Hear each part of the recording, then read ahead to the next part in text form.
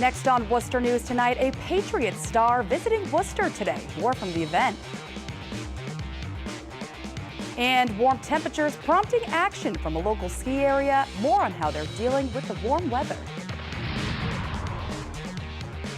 Thank you for joining us. I'm Catherine Andrioli. A special visit in the city tonight had Patriots fans coming out in the hundreds during an event at Rotman's Furniture in Worcester. Patriots cornerback Malcolm Butler paid a visit to the furniture store to sign autographs and visit with fans right here in central Massachusetts. Butler is known for his game-winning interception against the Seattle Seahawks in Super Bowl 49. Butler says being in Worcester and giving back to fans is something that means a lot to him. It'd be more people here. It'd be more people at the event than I expected, and you know, just it's a lot of people that always watch the game that never had the opportunity to come out and meet a player, or but it felt good. They showed me a lot of love. I really appreciate it, and hopefully I can come back again. Rotman's Furniture says hosting professional athletes is good for the city. They say they've had players from the Red Sox, Patriots, Bruins, and the Celtics. A local ski area is working against the warm temperatures this week to keep ski conditions intact for kids hitting the slopes on school vacation. We visited Ski Area in Shrewsbury to see how they're dealing with the warm weather.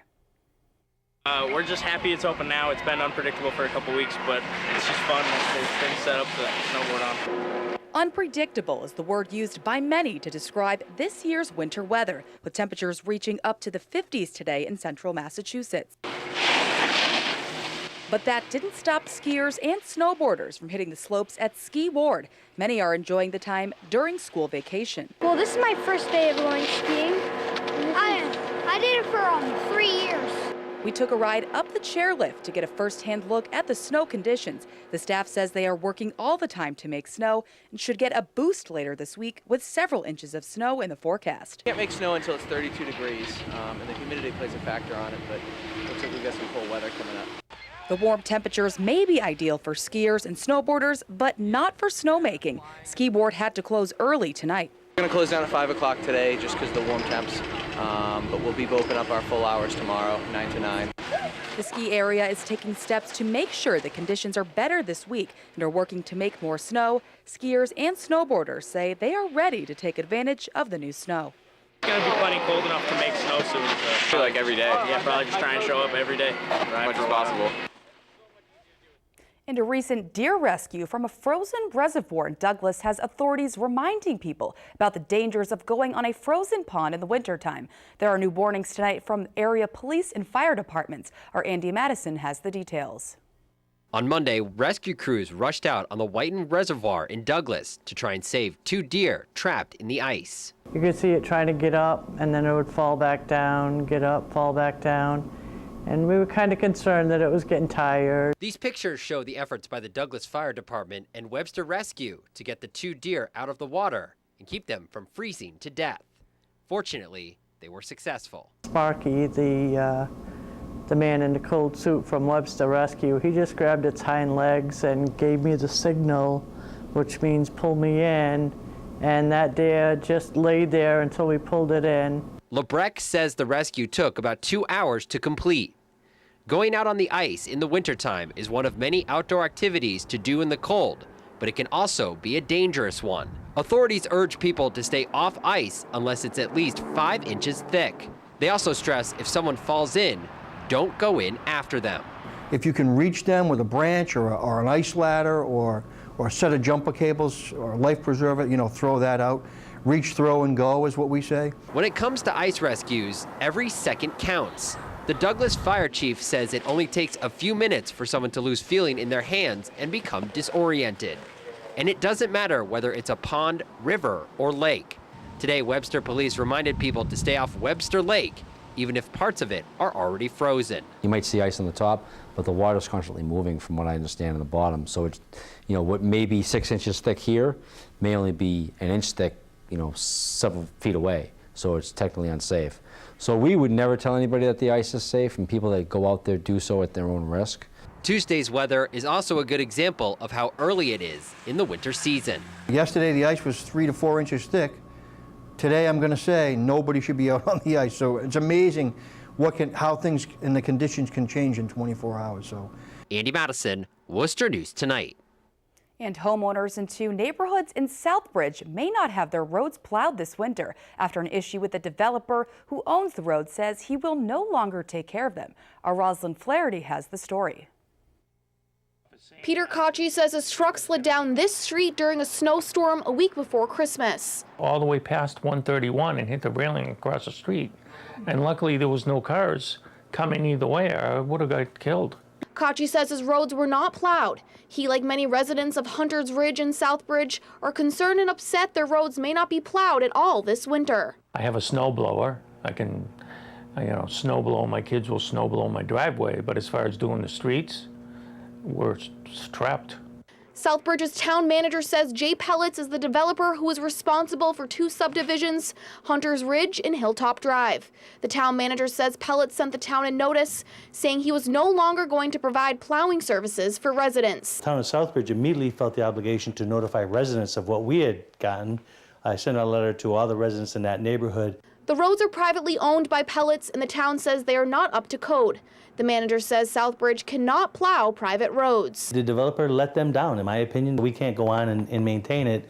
And frankly, if I did it for them, I would have to do it for every other private road in town. Carlos Estrada says he had to pay someone to plow part of his road during the last snowstorm. Spend, money that I wasn't planning on spending on plowing. Kochi says this is not the first time he has seen problems with Pellets. People's roofs are leaking, mold, foundations leaking. We talked to Pellets by phone. He says he's looking into bankruptcy right now and feels terrible. The town manager says in an emergency situation, he will send a plow up with an emergency vehicle to make sure residents are safe. Estrada says more needs to be done. Are they going to wait for someone to get actually hurt until they do something about it? Rosalind Flaherty, Worcester News Tonight. A legal victory for the family of a man who died at UMass Medical Center. The Telegram reports a jury awarded $250,000 to the family of George Strom Jr. The family of the 78-year-old Shrewsbury man brought a medical malpractice suit against UMass. He died hours after being admitted to the hospital back in 2008. The suit claimed he was not transferred to critical care fast enough. A hospital spokesman says they disagree with the verdict. And a Holden man is being remembered tonight who died while hiking in New Hampshire over the weekend. 26-year-old Jack Holden traveled to Lincoln, New Hampshire Saturday morning to hike Mount Bond. A search party was sent out after Holden didn't return that evening. His body was found near Remote Peak around 8 p.m. Sunday night. Authorities say Holden did have the right gear with him, but conditions were brutal. He was always kind of shy and quiet. Quiet but energetic, very competitive, could not stand to lose. So I could see how he would challenge himself on the summit of a mountain. Everybody's got their outlet, and I think for Jack that was it. I think he was really one with nature and he loved hiking. And the man's neighbors say he was an avid hiker and an Eagle Scout. He was from nearby Jefferson. An autopsy is scheduled to determine his cause of death. A water main break on Millbrook Street in Worcester shut down a portion of the road Tuesday as crews worked to repair it. The break happened around 7:30 this morning. The DPW says some customers may experience rusty or cloudy water. They are asking residents to delay washing laundry and to not use hot water taps until the cold water runs clear. The water is safe for residents to use. DPW saying the water lost to the main break is unfortunate, especially while the city is in the midst of a Stage 3 drought emergency.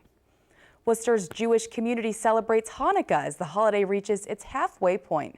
Tonight's sunset marks the 4th night of Hanukkah. The 8-day celebration commemorates the rededication of the Holy Temple more than 2,000 years ago. The executive director of Jewish Foundation of Central Massachusetts says anyone can celebrate Hanukkah regardless of their religion.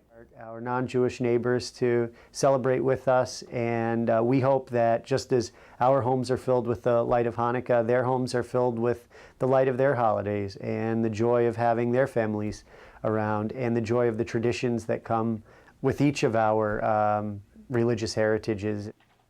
Last day of Hanukkah is Sunday, January 1st. The Salvation Army Worcester Citadel says they came just short of their fundraising goal during the Red Kettle campaign.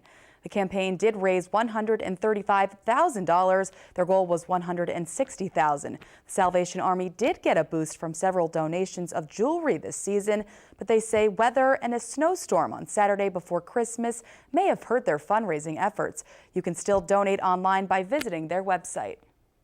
Christmas is over, and today is the first day Worcester residents can drop off their Christmas trees. 3 drop-off sites were open throughout the city until, are open throughout the city until January 8th. There is one on Clark Street, Millbury Street, and Chandler Street. The city says Christmas trees will not be collected at the curb. The sites are opened Monday through Friday from 8:30 a.m. to 3 p.m.